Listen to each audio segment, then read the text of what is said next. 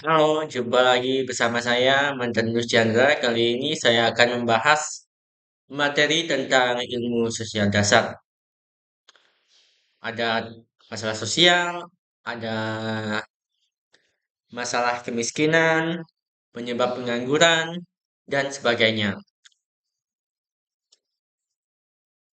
Dalam memulai video ini, mari kita membahas tentang masalah sosial. Masalah sosial adalah kondisi dalam masyarakat yang dianggap sebagai hambatan atau gangguan terhadap tercapainya kesejahteraan, keteraturan, dan keharmonisan dalam kehidupan sosial. Yang kedua, penyebab masalah sosial ini ada 8. Yang pertama, kemiskinan. Yang kedua, pengangguran. Yang ketiga, pendidikan yang tidak merata. Dan keempat, penyalahgunaan narkoba. Dan masih banyak lagi. Penyebab masalah sosial ini ada kemiskinan. Kemiskinan adalah kondisi di mana individu atau kelompok tidak memiliki akses yang memadai terhadap kebutuhan dasar seperti makanan, tempat tinggal, pendidikan, dan layanan kesehatan.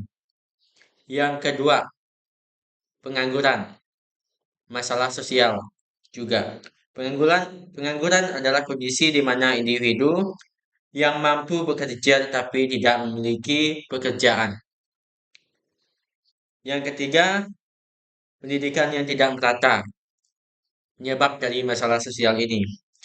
Ketidakmerataan dalam pendidikan terjadi ketika akses terhadap pendidikan berkualitas tidak tersedia secara adil untuk semua lapisan masyarakat, terutama di daerah terpencil atau miskin. Yang keempat, ada penyalahgunaan narkoba. Masalah dari masalah sosial ini. Penyalahgunaan narkoba ini adalah masalah sosial yang memengaruhi individu serta keluarga dan masyarakat secara luas. Yang kelima ada diskriminasi dan ketidakadilan sosial, merupakan masalah sosial juga. Karena diskriminasi adalah perlakuan yang tidak adil terhadap individu atau kelompok tertentu berdasarkan ras, agama, gender, suku, dan status sosial. Yang keenam, kekerasan dalam rumah tangga, KDRT, dari masalah sosial. Mengapa KDRT ini dianggap sebagai masalah sosial? Karena kekerasan dalam rumah tangga adalah tindakan kekerasan yang dilakukan oleh anggota keluarga terhadap anggota keluarga lainnya, baik secara fisik, emosional, maupun seksual. Yang ketujuh ada korupsi, merupakan penyebab masalah sosial juga. Karena korupsi adalah penyalahgunaan kekuasaan atau jabatan untuk keuntungan pribadi atau mengutamakan kepentingan diri sendiri dibandingkan masyarakat. Merupakan ketidakadilan yang sering terjadi pada pejabat-pejabat pemerintah, melibatkan suap, penipuan, atau penggelapan dana. Sering terjadi di Indonesia ini tentang kasus-kasus korupsi, tapi sulit untuk diatasi karena hukum di Indonesia ini masih belum kuat. Makanya mereka masih berani untuk korupsi. Yang ke-8 ada perubahan iklim dan kerusakan lingkungan. Penyebab dari masalah sosial ini, kerusakan lingkungan seperti deforestasi, polusi, dan perubahan iklim menjadi masalah sosial yang semakin serius. Baik, Hanya itu penyebab masalah sosial, ada 8 penyebab masalah sosial yang telah saya sebut tadi. Selanjutnya kita akan membahas tentang faktor penyebab kemiskinan. Yang pertama ada kurangnya akses terhadap pendidikan, karena pendidikan yang rendah atau terbatas menyebabkan individu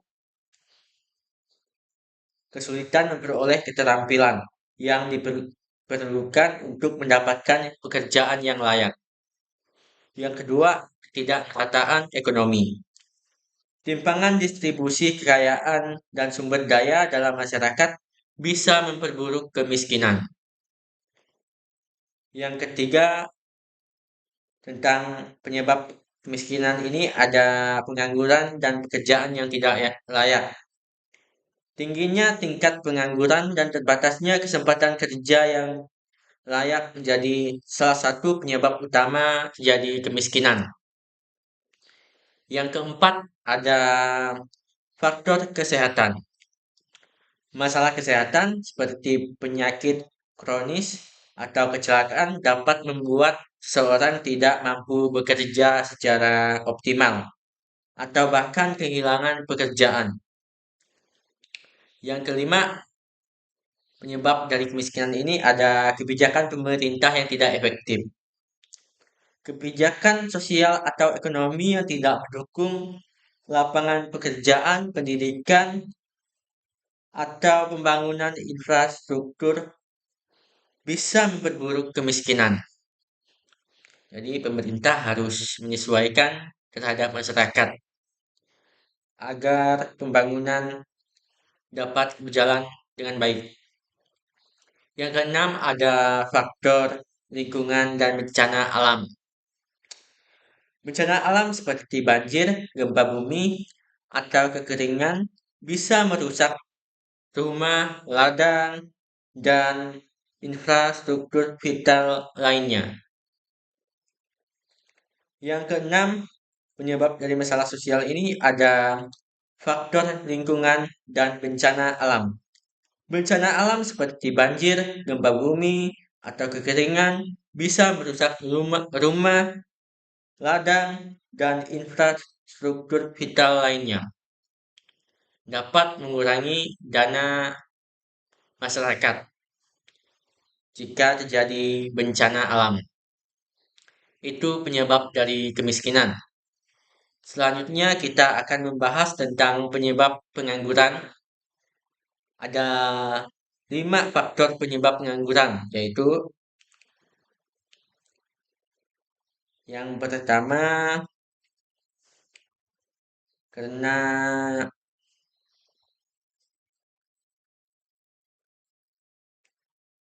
kurangnya keterampilan atau pendidikan yang memadai.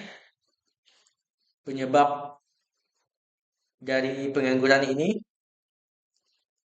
karena salah satu penyebab utama pengangguran adalah kurangnya keterampilan atau pendidikan yang dibutuhkan di pasar kerja.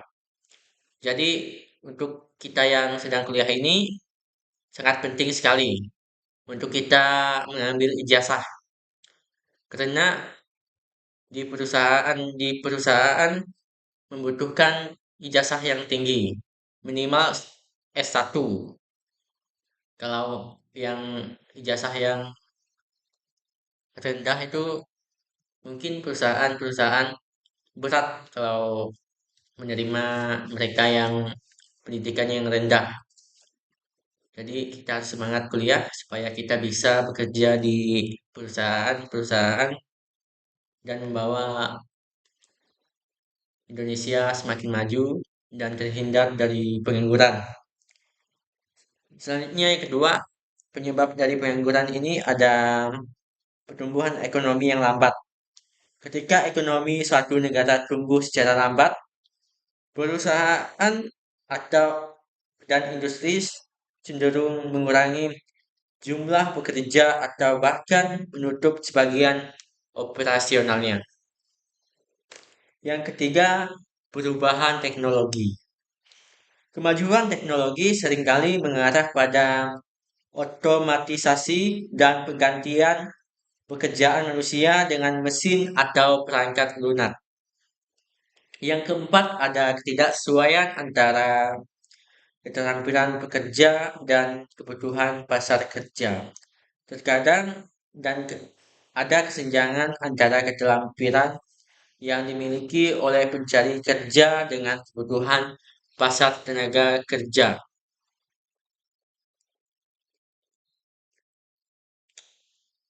Yang kelima, yang terakhir ini dari masalah pengangguran ada demografi dan struktur pendidikan penduduk. Laju pertumbuhan jumlah penduduk yang pesat, terutama pada kelompok usia produktif, dapat memperburuk pengangguran. Setelah kita membahas penyebab pengangguran ini, kita akan membahas tentang dampak kesenjangan ekonomi. Ada 5 dampak kesenjangan ekonomi. Yang pertama ada peningkatan kemiskinan. Kesenjangan ekonomi yang tinggi seringkali memperburuk tingkat kemiskinan di masyarakat. Yang kedua, tingkat pendidikan yang tidak merata. Kesenjangan ekonomi dapat menghambat akses ke pendidikan yang berkualitas, terutama bagi kelompok masyarakat yang kurang mampu. Yang ketiga, ada tingkat kesehatan yang rendah. Ketidaksetaraan ekonomi juga berhubungan erat dengan kesehatan masyarakat. Yang keempat, ada peningkatan ketegangan sosial dan konflik. Kesenjangan ekonomi yang besar dapat menimbulkan ketegangan sosial antara kelompok masyarakat yang kaya dan miskin. Yang kelima, keterbatasan mobilitas sosial. Ketika kesenjangan ekonomi sangat besar, individu atau kelompok dari lapisan bawah memiliki kesulitan untuk memperbaiki kondisi hidup mereka dan naik ke lapisan sosial yang lebih tinggi. Itu dampak dari kesenjangan ekonomi. Selanjutnya kita akan membahas tentang 7 faktor penyebab keterbatasan akses pendidikan. Yang pertama ada masalah ekonomi. Masalah ekonomi lagi nih yang menyebabkan keterbatasan akses pendidikan. Mengapa masalah ekonomi ini sangat menghambat? Karena salah satu faktor utama keterbatasan akses pendidikan adalah masalah ekonomi.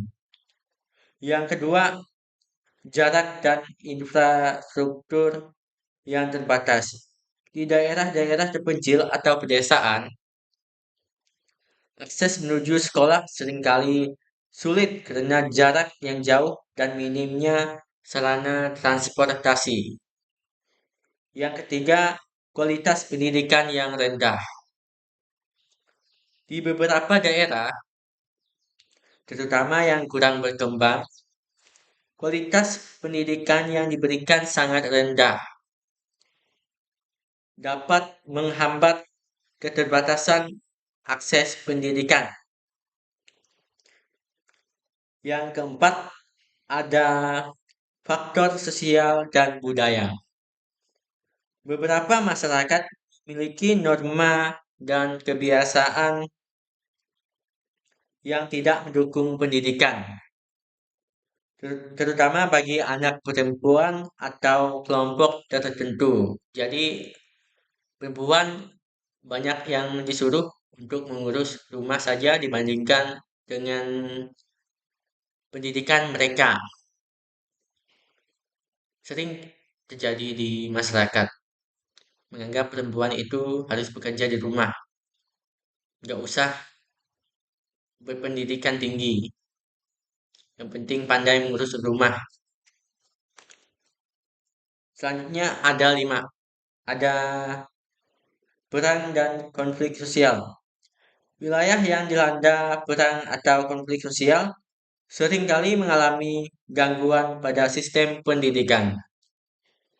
Yang keenam, diskriminasi dan ketidaksetaraan. Diskriminasi rasial, gender, etnis, atau kelas sosial dapat menghambat akses terhadap pendidikan. Yang ketujuh, ada kebijakan pemerintah yang tidak mendukung. Kebijakan pendidikan yang tidak efektif atau kurang mendukung, serta alokasi anggaran yang terbatas untuk pendidikan, kurangnya program beasiswa, atau tidak adanya kebijakan afirmatif untuk kelompok tertentu dapat memperburuk keterbatasan akses pendidikan. Baik itu tentang penyebab keterbatasan akses pendidikan. Selanjutnya kita akan membahas tentang 7 bentuk diskriminasi dan intoleransi. Yang pertama ada diskriminasi rasial. Diskriminasi rasial ini terjadi ketika seseorang atau kelompok diperlakukan secara tidak adil atau diperlakukan lebih buruk hanya karena ras atau etnis mereka yang berbeda. Diskriminasi gender. Diskriminasi gender terjadi ketika individu diperlakukan secara tidak adil berdasarkan jenis kelamin mereka, baik terhadap perempuan maupun laki-laki. Diskriminasi gender ini banyak di negara-negara luar yang memiliki yang mendukung diskriminasi gender. Seperti di Thailand itu udah berjalan, udah disetujui oleh pemerintah mereka tentang jenis gender-gender yang berbeda. Semoga di Indonesia ini tidak ada hal yang begitu. Yang ketiga ada diskriminasi agama. Diskriminasi agama terjadi ketika seorang atau kelompok diperlakukan secara tidak adil atau diabaikan karena agama yang mereka anut. Yang keempat ada diskriminasi berdasarkan orientasi seksual. Diskriminasi terhadap individu yang memiliki orientasi seksual berbeda seperti lesbian, gay, biseksual, dan transgender, LGBT, seringkali berupa penolakan, pengucilan, atau bahkan kekerasan. Yang kelima, ada diskriminasi berdasarkan usia atau ageism. Diskriminasi berdasarkan usia terjadi ketika seseorang diperlakukan secara tidak adil karena faktor usia mereka, baik itu terlalu muda atau terlalu tua. Yang keenam, diskriminasi sosial dan ekonomi. Diskriminasi sosial atau ekonomi berkaitan dengan perlakuan tidak adil terhadap individu atau kelompok berdasarkan status sosial atau ekonomi mereka. Yang terakhir, yang ketujuh, intoleransi terhadap perbedaan budaya. Intoleransi terhadap perbedaan budaya terjadi ketika masyarakat atau individu menolak atau tidak menghargai budaya, adat istiadat, dan atau kebiasaan kelompok lain. Setelah kita membahas 7 bentuk diskriminasi dan intoleransi, selanjutnya kita akan membahas tentang bentuk kerusakan lingkungan. Ada 7 bentuk kerusakan lingkungan. Yang pertama, ada dampak perubahan iklim pemanasan global. Perubahan iklim merupakan salah satu bentuk kerusakan yang serius. Yang kedua, deforestasi. Deforestasi adalah penggundulan hutan dalam skala besar. Seringkali untuk pembukaan lahan, pertanian, perkebunan, atau pembangunan infrastruktur. Yang ketiga ada polusi udara. Polusi udara disebabkan oleh emisi gas berbahaya seperti karbon monoksida, CO, sulfur, dioksida SO2, dan nitrogen oksida NOx yang berasal dari kendaraan, pabrik, dan pembakaran bahan bakar fosil. Yang keempat ada polusi air. Polusi air terjadi ketika bahan kimia, limbah industri, sampah plastik, dan limbah domestik dibuang ke sungai, danau, dan laut. Yang kelima ada penggurunan desertifikasi. Penggurunan adalah proses perubahan tanah yang subur menjadi gurun akibat kegiatan manusia, seperti deforestasi, pertanian yang tidak berkelanjutan, dan perubahan iklim. Yang keenam, kehilangan keanekaragaman hayati, biodiversity loss, kerusakan habitat, polusi, perburuan liar, dan perubahan iklim, menyebabkan hilangnya berbagai spesies tanaman dan hewan. Dan yang ketujuh, yang terakhir ini ada overfishing, penangkapan ikan berlebihan. Overfishing adalah penangkapan ikan secara berlebihan yang melebihi kapasitas reproduksi spesies ikan. Setelah kita membahas tentang bentuk kerusakan lingkungan, selanjutnya kita akan membahas tentang 9 bentuk masalah kesehatan. Yang pertama ada penyakit menular. Penyakit menular adalah penyakit yang dapat ditularkan dari satu individu ke individu lainnya melalui udara, kontak langsung, atau media lain. Setelah penyakit menular, ada penyakit yang tidak menular. Penyakit tidak menular adalah penyakit yang tidak dapat menular antar individu, tetapi berkembang karena faktor gaya hidup dan kondisi lingkungan. Yang ketiga, gizi buruk. Gizi buruk terjadi ketika seseorang kekurangan atau kelebihan asupan nutrisi yang dibutuhkan tubuh. Yang keempat, ada penyakit mental. Gangguan mental adalah masalah kesehatan yang memengaruhi pikiran, perasaan, atau perilaku seseorang. Yang kelima, ada kecelakaan dan cedera. Kecelakaan baik di rumah, di tempat kerja, atau di jalan raya dapat menyebabkan cedera serius atau kematian. Yang keenam, ada penyakit pernafasan. Penyakit pernafasan seperti asma, pneumonia, bronkitis, dan penyakit paru obstruktif kronik PPOK merupakan masalah kesehatan yang serius, terutama di daerah dengan polusi udara tinggi atau kebiasaan perokok. Yang ketujuh, ada kekerasan dan penyalahgunaan. Violence and abuse. Kekerasan fisik atau emosional baik dalam rumah tangga, di sekolah, atau di tempat kerja dapat menyebabkan masalah kesehatan yang parah. Yang kedelapan ada penyakit kronis. Penyakit kronis adalah penyakit yang berlangsung lama dan seringkali memerlukan perawatan jangka panjang. Yang terakhir ini ada kesehatan lingkungan.